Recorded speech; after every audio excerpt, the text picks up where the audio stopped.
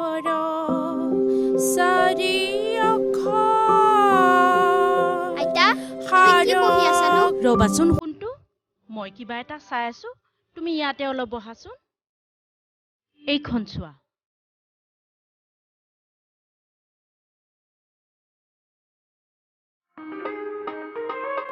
ও আইতা আইতা বৰটা আহিছে কোনটো কি খবৰ অ ডাঙৰ পুপা আহিলি আহ তই হাত ভৰিকেইটা ধুই বাহিৰতে বহি আজি বৰ গৰম পৰিছে ভিতৰত সোমাবই নোৱাৰি ঠিক আছে দে মা মই অলপ ভিতৰতে ফ্ৰেছ হৈ আহোঁ তই বহচোন মা অ তই হাত ভৰি নোধোৱাকৈ আহিলিয়ে যে তোৰ লগত এটা ইম্পৰ্টেণ্ট কথা আছে মা মোৰ সেইবাবে ভাবিলোঁ পিছৰ পৰা হাত ভৰি ধুই থাকিম প্ৰথম কথাটো পাতি লওঁ কেনেকুৱা বা কথা কচোন মা আমাৰ যে এই বাইপাছৰ ওচৰত মাটিখিনি আছে অ মই তাতে এখন ধাবা খুলিম বুলি ভাবিছোঁ মানে মই এজন ফাইনেন্সাৰ পাইছোঁ তেখেতে সম্পূৰ্ণ ফাইনেন্স কৰিব খালি মাটিখিনি মোৰ নামত লাগে এতিয়াতো মাটিখিনি আমাৰ দেউতাৰ নামতহে আছে গতিকে মই ভাবিছোঁ তুমি যদি বিচাৰা মাটিখিনি মোৰ নামত কৰি দিয়া নেকি তেতিয়া মানে মোৰ কামটো কৰাত অফিচিয়েল কামবোৰ কৰাত সুবিধা হ'ব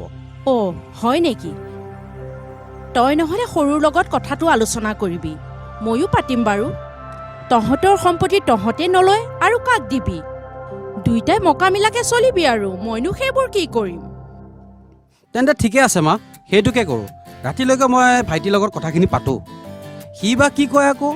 তুমি আকৌ ঔষধবোৰ ভালে ভালে খাই আছা নাই অঁ খাইছোঁ দে এলাহ লগা হৈছে আৰু কিমান খাবি মোক বাছি বাছি খাওঁতে কিবা লাগি গৈছে সেই ঔষধ খালেহে আকৌ সুস্থ হ'বা অতি কমেও তুমি 20 বছৰ জীয়াই থাকিব লাগিব আৰু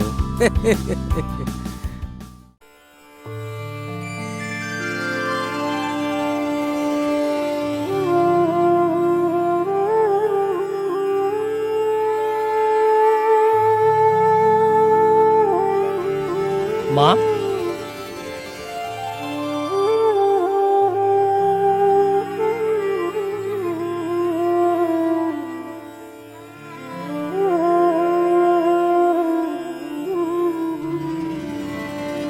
কচোন কি হ'ল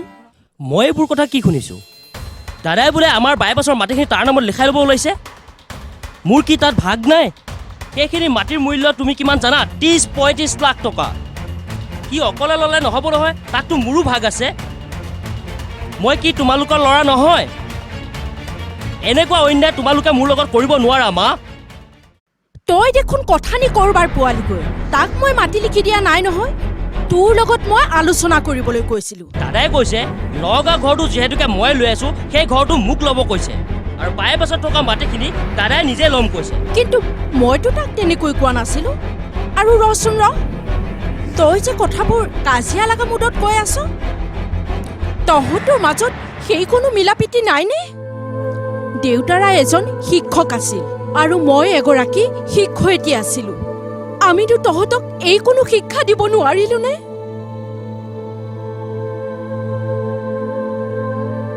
তই যা মোক অলপ ভাবিবলৈ সময় দে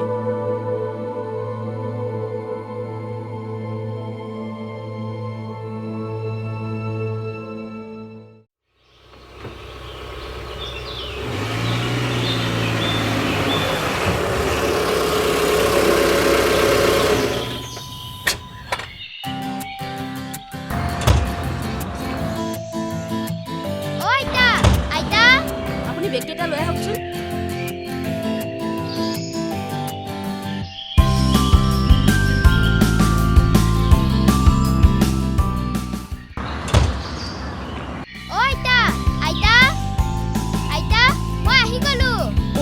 কলিজাটো আহিলা ল'ৰাটো মুখখন ইমান খিনাইছে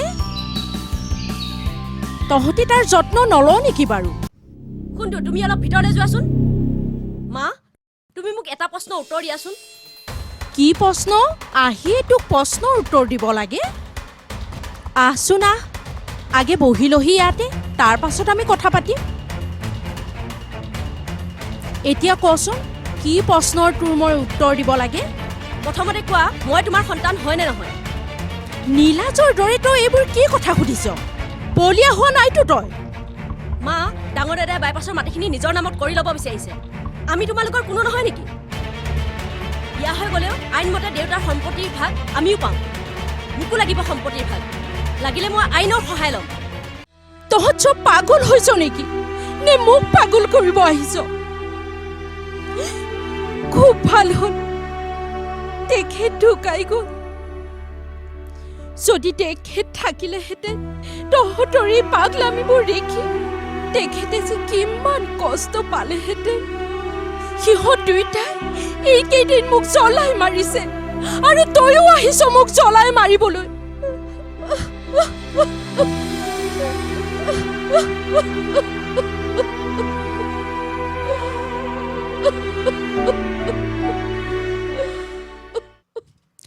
মইতো তহঁতক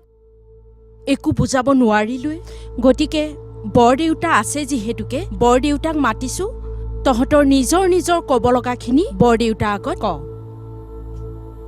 তহঁতৰ দৰে শিক্ষিত ল'ৰা ছোৱালীৰ এনেধৰণৰ এটা কথা হ'ব বুলি মই আশা কৰা নাছিলোঁ প্ৰবীণ মাষ্টৰ আৰু মণি মাষ্টৰণীৰ যশ কৃতি গোটেই অঞ্চলেই জানে তেওঁলোকৰ আদৰ্শৰ কথা কৈ কৈ মানুহ নাভাগৰে আৰু আজি তহঁতৰ মুখত সম্পত্তিক লৈ বিবাদ বৰ লাজৰ কথা বাৰু ডাঙৰ বাবু তই কৈছ আমাৰ যিখিনি মাটি আছে বাইপাছত সেই মাটিখিনিত মই এটা বিজনেছ আৰম্ভ কৰিম বুলি ভাবিছোঁ আৰু এজন পাৰ্টনাৰ পাইছোঁ সি গোটেই ফাইনেন্সৰ কামখিনি কৰিব সেইবাবে মই মাক কৈছোঁ যে মাটিখিনি মোৰ নামত লিখি দিয়ক আমাৰ ডকুমেণ্টছৰ কামখিনি কৰাত সুবিধা হ'ব আৰু ভাইটিয়েও যিহেতু নগাঁৱৰ ঘৰটোত সি ইমান দিন আছেই সি লৈয়ে আছে গতিকে সি সেইটো লওক আৰু ভণ্টিক আমি দেউতাৰ পেঞ্চনৰ পইচাখিনি মাৰ তাত জমা হৈয়ে আছে তাৰে আমি 5 লাখ টকাৰ চেক এখন দি দিওঁ আমাৰতো কথা শেষ ইমানতে শেষ হ'ব লাগে বৰদেউতা মোৰ ক'বলগীয়া দুটামান কথা আছে বৰদেউতা মই নগাঁৱত যিটো ঘৰত আছোঁ সেই মাটিতকৈ বাইপাছৰ যিখিনি মাটি আছে 35-40 লাখ টকা মূল্য আৰু মোক সি নগাঁৱত সেই ঘৰটো দি ঠগিলে নহ'ব নহয় এইখিনি মাটিও সমান সমান ভাগ কৰিব লাগিব মই মাক বাৰে বাৰে কৈ আছোঁ সেইখিনি মাটি আমাক মিলাই দিয়ক তোৰ ক'বলগীয়া কিবা আছে যদি কৈ দে আৰু তোৰ কি ক'ব লগা আছে 5 লাখ টকাই মোক নহ'ব মোক মাটিৰ ভাগো লাগিব আজিকালিনো 5 লাখ টকা কি ইহঁত তিনিটাৰে কথা শুনিলোঁ ন ছোৱালী এতিয়া কথাটো হ'ল দেউতাকৰ সম্পত্তিৰ ওপৰত সকলোৰে ভাগ আছে অধিকাৰ আছে এইটো কথা মানিছোঁ কিন্তু এনেদৰে নহয় প্ৰথম অৱস্থাটোত ডাঙৰ বাপাৰ কথাখিনি অলপ মনে ধৰিছিল কিন্তু ইহঁতৰ যিহেতু মিল নাই কথাৰ গতিকে মই এটা কথা ভাবিছোঁ গোটেই মাটিখিনি সম্পত্তিখিনি এটা লেখ জোখ উলিয়াই সমানে 3 ভাগ কৰি দিওঁ যাৰ ভাগত যি পৰে নাই নাই বৰদেউতা সেইটো কৰিলে মোৰ অলপ প্ৰব্লেম হ'ব কাৰণ ইতিমধ্যে মই এটা প্লেনিং কৰিছোঁৱেই সেই মাটিখিনি মোক দি দিয়ক তাৰ বিনিময়ত দেউতা মাৰ যিমান সম্পত্তি আছে তাৰ একো নালাগে মোক মই লাগিলে ক'ৰবাত লিখিব লাগিলে লিখি দিম মাত্ৰ মোক সেই মাটিখিনি মোৰ নামত কৰি দিয়ক বৰদেউতা তাৰ মাজতে মই এটা কথা কওঁ গাঁও ঘৰটো মই লওঁ আৰু মাৰ যিটো পেঞ্চনৰ পইচা পায় দেউতাৰ পেঞ্চনৰ টকা পায় মোক দিলেই হ'ল বাকী যি পায় সিহঁতে ভগাই লওক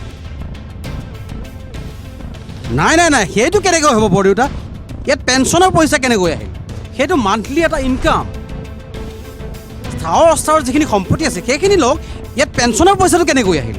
নগাঁও বাইপাছৰ ওচৰৰ মাটিৰ মূল্য বহুত গাঁও ঘৰৰ মূল্য সিমান নহয় গতিকে মা পেঞ্চনৰ টকা মোক লাগিবই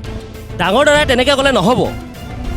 বাহ ধুনীয়া সিদ্ধান্ত ল'লি দুইটাই ভগাই ল'লি মই কিয় একো নাপাম নহ'লে মই আইনী ব্যৱস্থা ল'ম তহঁতৰ যদি আইনী ব্যৱস্থা ল'বলৈ আছিলে আমাক কিয় বাহৰ পৰা বহাই লৈছ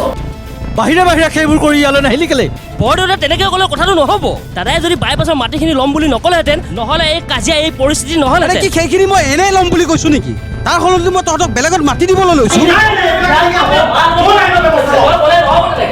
মনে মনে থাক তহঁত দুইটাই মোক সম্পত্তি নালাগে নেকি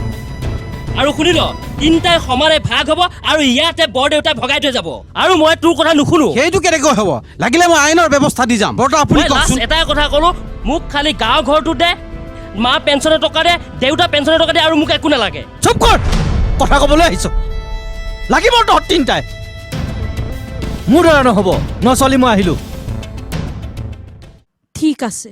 তহঁতে ৰহ মই এটা বস্তু আনো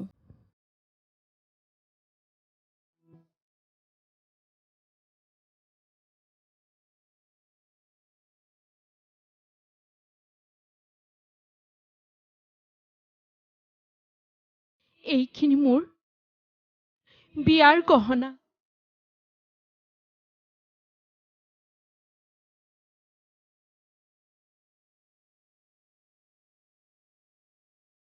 এইযোৰ মোৰ আৰু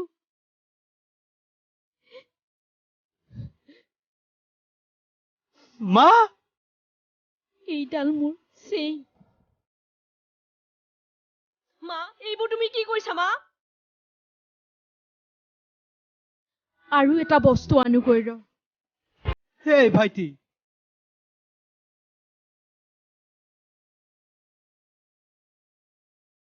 তই যিহেতুকে ডাঙৰ, তই এইখন ল আৰু কাট মোক। মা মা আমাক ক্ষমা কৰি দিয়া মা। মা এ মা